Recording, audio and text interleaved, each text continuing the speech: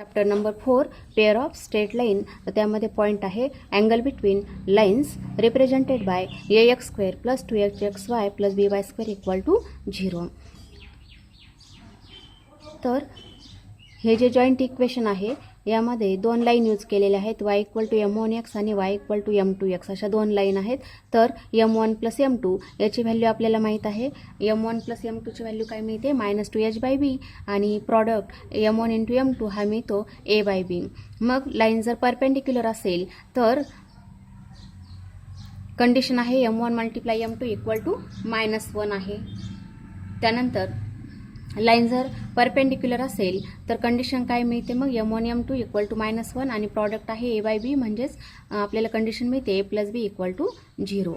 मग जर perpendicular angle सोडून जर इतर अँगल्स असेल म्हणजे थीटा इज ॲक्यूट अँगल, तर आपल्याला हा थेरम आहे त्यासाठी. तर थेरम पहा, याचा प्रूफ एक्झामला विचारलं जातं. तर थेरम आहे the acute angle theta between the lines represented by ax square plus 2hxy plus by square equal to 0 is given by tan theta equal to mod of 2 square root of a square minus ab divided by a+b. हा जो theorem आहे हा एक्झामला विचारतात. तर याचं proof पहा, let m1 and m2 be the slopes of lines represented by ax square plus 2hxy plus by square equal to 0. That is m1 plus m2 आहे -2h/b and m1 into m2 आहे a/b. and therefore m1 minus m2 bracket square. आता ह्या ज्या दोन value माहिती आहे याच्यावरून आपल्याला m1 minus m2 फाइंड करायचा आहे, म्हणून आपण फॉर्म्युला पाहूया. m1 minus m2 bracket square हा फॉर्म्युला पण आपल्याला मिळतो m1 plus m2 bracket square -4m1 m2. आता इथे m1 प्लस m2ची व्हॅल्यू टाकली आहे. m1 प्लस m2 व्हॅल्यू आहे -2h/b आणि m1 इंटू m2 आहे a/b. देअरफॉर स्क्वेअर केला तर स्टेप येईल 4a square upon b square minus 4ab upon b square. Denominator same आहे म्हणजे न्युमिरेटरचे ॲडिशन होईल आणि 4 कॉमन येईल. 4 इन bracket a square minus ab upon b square.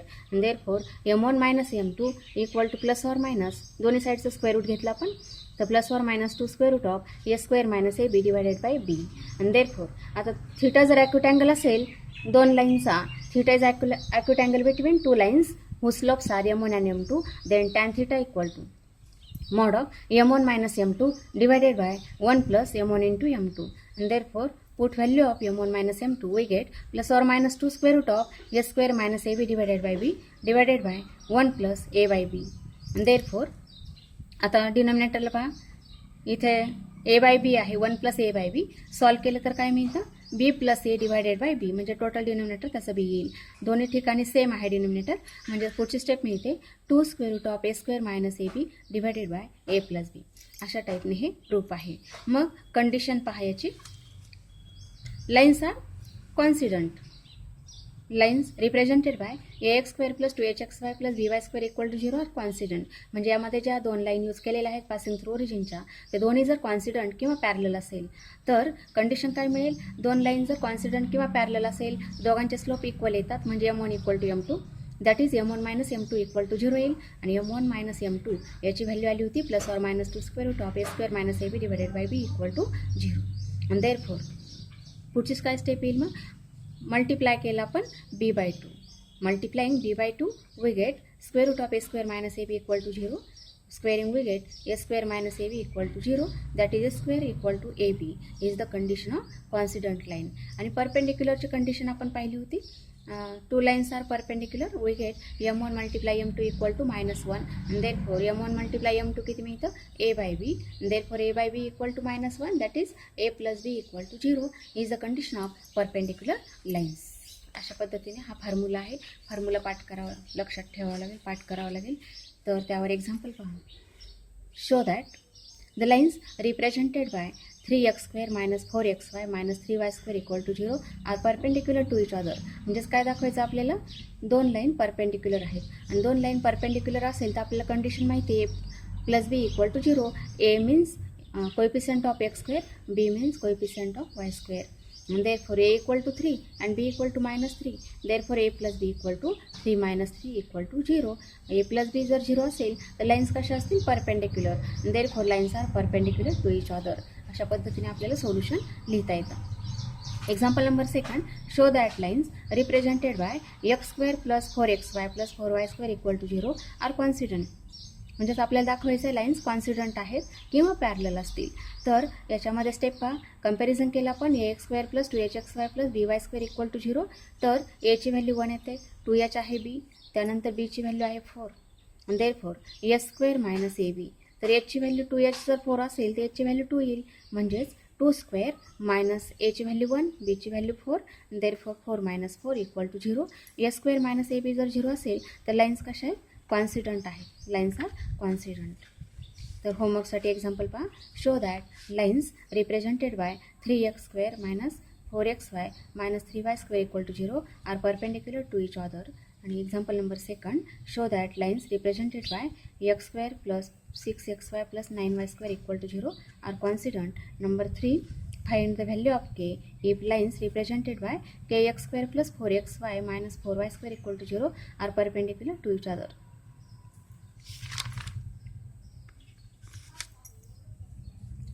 Next example, find the acute angle between the lines represented by x square minus 4xy plus y square equal to 0. आपल्याला acute angle शोधायचा आहे. आपण comparison केलं, ax square plus 2hxy plus by square equal to 0 अशा पद्धतीने comparison केलं. aची value किती मिळेल 1, 2h येईल मायनस 4 आणि bची व्हॅल्यू येईल 1. देअरफॉर टॅन थिटा फॉर्म्युला माहिती आहे, 2 square root of a square minus ab divided by a plus b. Therefore put value of h a and b. Therefore 2 square root of hची value किती येईल minus 2 minus aची value 1 आहे, bची value 1 आहे, divided by 1 plus 1. and therefore mod of 2 square root of 4 minus 1 is 3 divided by 2. 2 to cancel होतील आणि step काय येईल equal to square root of 3. therefore tan theta जर स्क्वेअर रूट ऑफ 3 असेल तर थीटा किती येतं 60 डिग्री और pi by 3 radian. Example number second, x square plus xy equal to 0 find acute angle between lines. आता comparison केलं आपण ह्या इक्वेशन बरोबर x square plus 2hxy plus by square equal to 0, then a equal to 1, 2h equal to 1 and b equal to 0. then tan theta equal to 2 square root of a square minus ab divided by a plus b. and therefore 2 square root of 1 half h ची value किती मिळेल, 2h जर 1 असेल तर h ची value 1 half येईल. 1 half square minus 1 multiply b ची value 0 आहे, divided by 1 plus 0 that is 2 square root of 1 by 4. Square root of 1 by 4 म्हणजे 1 हाफ येईल. 2 इथे कॅन्सल होईल, फक्त किती राहील 1 आणि डिनॉमिनेटरला सुद्धा 1 येईल, म्हणजे 1 by 1 is 1. Then tan theta जर 1 असेल तर थिटा आहे 45 degree. Number 3, find acute angle between the lines 3x square plus 2xy minus y square equal to 0. aची व्हॅल्यू 3 येईल, 2h आहे 2 आणि bची व्हॅल्यू येईल minus 1. and therefore tan theta equal to square root of 2 square root of a square minus ab. Put value of h आहे 1, a ची value आहे 3, b ची व्हॅल्यू आहे minus 1, divided by a plus b म्हणजे 3 minus 1. We get 2 square root of 1 plus minus minus plus होईल, 1 plus 3 म्हणजेच 4, divided by 2 two cancel होईल, square root of 4 म्हणजे 2 येईल. Therefore tan theta equal to 2, then theta equal to tan inverse of 2. हा आपल्याला acute angle मिळेल. Number 4, 3x square minus 4 square root of 3xy plus 3y square equal to 0. Then comparing we get a equal to 3, 2h equal to minus 4 square root of 3, b equal to 3. Then tan theta equal to formula होता 2 square root of a square minus ab. h ची value येईल minus 2 square root of 3 minus a ची value 3 आहे, b ची value 3 आहे, divided by 3 plus 3. Therefore 2 square root of minus 2 square root of 3 याचा square म्हणजे मायनसचा square plus येईल, 2चा square 4 आणि स्क्वेअर रूट ऑफ 3चा स्क्वेअर 3 म्हणजेच इथे किती आला 12 मायनस 3 मल्टिप्लाय 3 9 डिवायडेड बाय 6. आणि therefore 2 square root of 3 divided by 6. 2ने डिवाइड केलं 6ला तर किती येईल 3. Therefore square root of 3 upon 3 that is 1/3. म्हणजेच इथे जर 3 आहे, 3 आपल्याला square root of 3 multiply square root of 3 या फॉर्ममध्ये लिहिता येईल आणि स्क्वेअर रूट ऑफ 3 कॅन्सल झाला तर किती राहिले one by square root of 3. Tan theta जर 1/स्क्वेअर रूट ऑफ 3 असेल तर किती येतं theta equal to 30 degree. Next example, find the combined equation of lines passing through the origin and making angle π/6 with the line 3x plus y minus 6 equal to 0. काय दिलेलं आहे आपल्याला, the combined equation of the lines passing through the origin. म्हणजे आपल्याला joint equation find करायचं आहे आणि यांच्यामध्ये जो अँगल आहे हा आहे π/6 विथ द लाईन. म्हणजेच अशा फॉर्ममध्ये त्याची डायग्रॅम येईल. पहा, दोन्ही लाईन आहेत पासिंग थ्रू ओरिजिनच्या आणि ही एक लाईन दिलेली आहे. ह्या लाईनला किती डिग्रीमध्ये टच होतो? π/6. π/6ला दोन्ही ठिकाणी ते किती असेल? π/6. π/6ला ह्या लाईनला दोन्ही लाईन टच होतात. म्हणजेच ही आपण L1 कन्सिडर करू आणि ही जी लाईन आहे L2. दोन्ही लाईन L1 आणि L2 अशा दोन लाईन आहेत. मग जी दिलेली लाईन आहे 3x + y - 6 = 0. ह्या लाईनचा स्लोप किती येईल? -a/b. म्हणजेच -3 हा ह्या लाईनचा स्लोप मिळेल. तर π/6 हा जो अँगल आहे हा L1 आणि याला L3 नाव देऊ आपण. π/6 is angle between L1 and L3 और π/6 is angle between L2 and L3. कोणतंही लिहिलं तरी चालतं. मग L1चा स्लोप आपल्याला माहीत नाही, म्हणून आपण असं लिहू शकतो y = mx is the equation of L1 और L2. कोणतंही इक्वेशन चालेल. And therefore slope of L1 is m. Therefore tan π/6 = m1 - m2. म्हणजे m मायनस सेकंड स्लोप आहे -3 divided by 1 + m1 × m2. Therefore m × -3 tan π/6 म्हणजेच answer येतं 1/√3 = -+ m + 3 divided by 1 - 3m.